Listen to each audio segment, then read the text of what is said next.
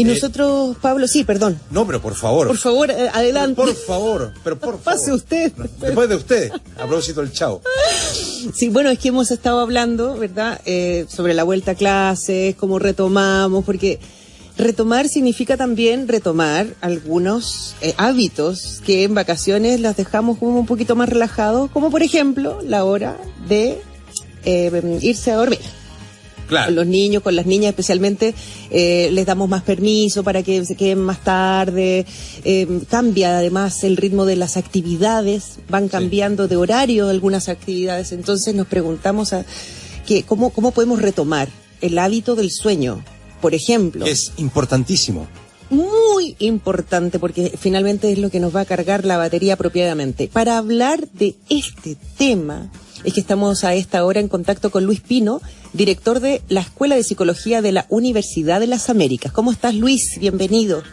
Hola, buenas tardes. Muchas gracias por la bienvenida. Gracias a ti por hablar de este tema que puede traer conflicto a muchos niños, a muchas niñas y a sus familias a la hora de retomar los horarios del sueño.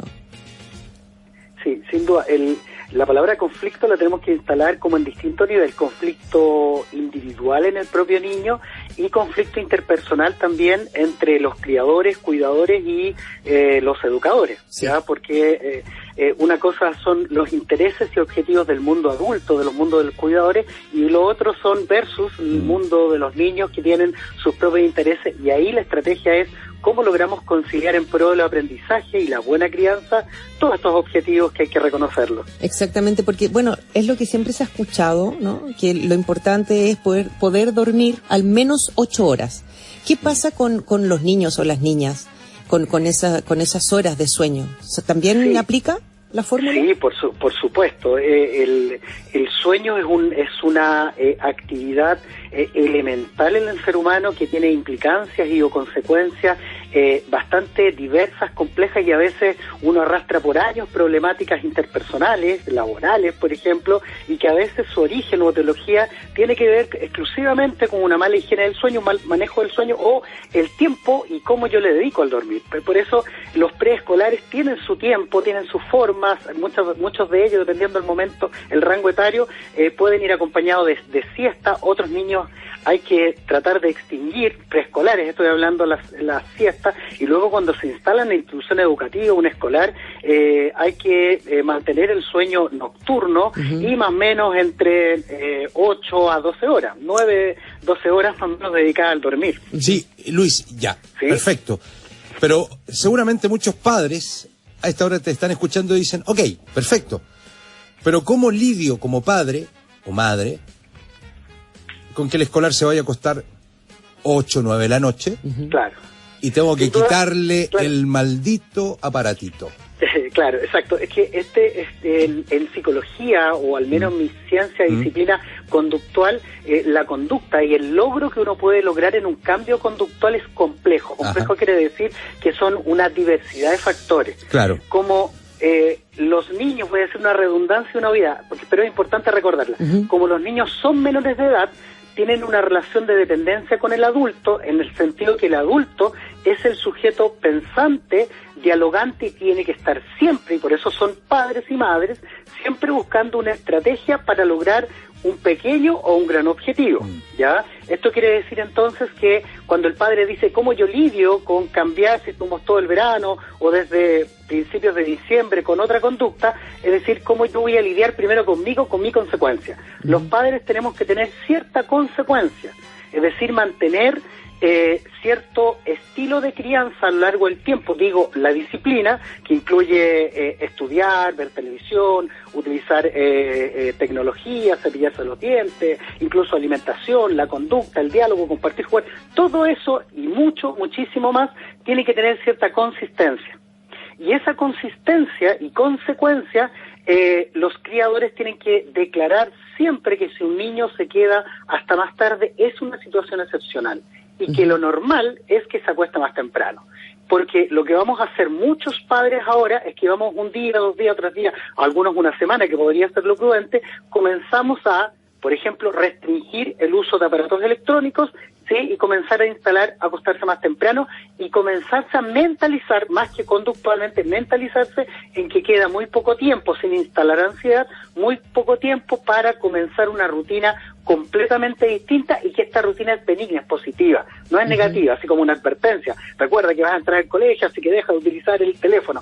Eso es un castigo. Por lo tanto, lo que vamos a instalar en un niño o niña es que él va a ver de manera negativa el inicio de esta disciplina. Niños hiperactivos, niñas hiperactivas.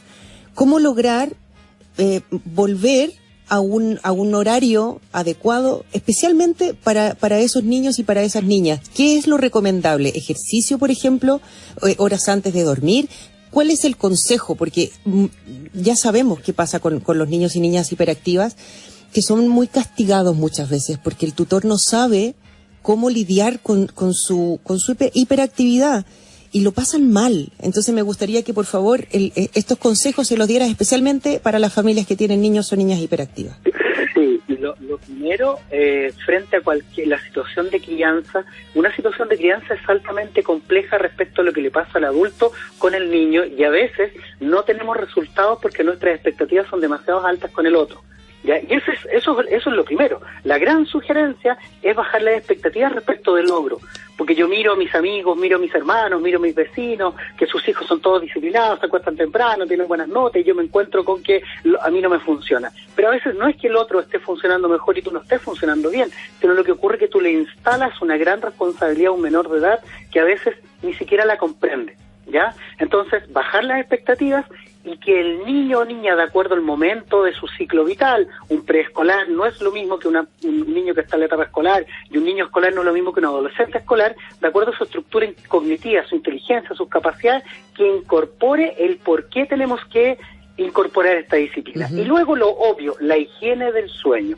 La higiene del sueño son una serie de elementos cognitivos, conductuales, fisiológicos, nutricionales, etcétera, que van a facilitar la condición del sueño. Y la palabra, a propósito de hiperactividad, la palabra clave ahí es elementos que estimulan. ¿Qué estimulan a los niños transversalmente, incluidos los niños que eventualmente tengan algún diagnóstico de hiperactividad? ¿Sí?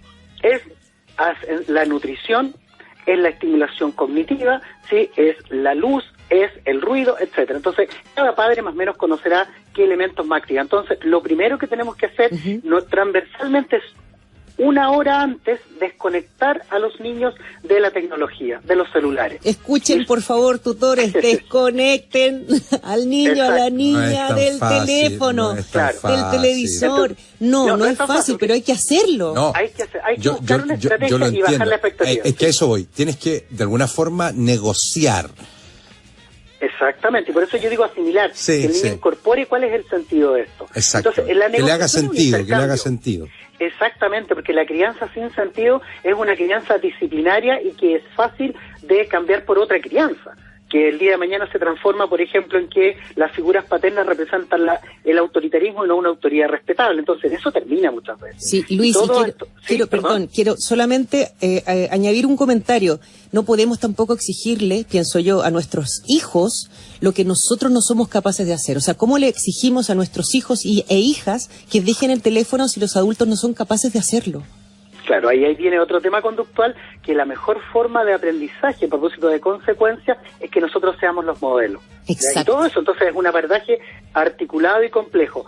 Sí. La alimentación tiene que ser hasta temprano, si no hay, por ejemplo, una hora antes, 20 minutos, alimentos suaves, no muy sólidos, porque todo eso va a significar un malestar en el dormir. Cosas tan simples, por ejemplo, algo que se ha dejado de hacer, porque lo que hacemos los padres, para no decir hay un otro que es el que está mal, por eso me incluyo, por eso hablo inclusivamente, hacemos los padres, es que entregamos el celular para que el niño se duerma, para que se relaje antes de dormir. No lo haga. No lo haga, eso se hace. Eso es lo que, no estoy señalando que yo lo hago, sino que eso es lo que es. Entonces, el problema tiene una raíz un poco más larga. Entonces, escuchamos a un psicólogo en un medio de comunicación que dice quitemos el celular, y le dicen, hagámosle caso, y le quitamos el celular inmediatamente al niño como una medida, y se instala más bien un castigo, no una medida conductual. Totalmente. Se instala una disciplina que el niño no entiende, se siente castigado, siente por qué cambió todo tan mal, etcétera. Entonces, todo esto tiene que ser paulatino. Totalmente. ¿Sí? Luis Pino, director de la Escuela de Psicología de la Universidad de las Américas, muchísimas gracias por hablar con nosotros de este tema. Te mandamos un abrazo gigante. Perfecto, muchas gracias por el espacio. Gracias a ti, Que Luis. esté muy bien. Un abrazo. Gracias. 18 horas en punto. Nos vamos al informador.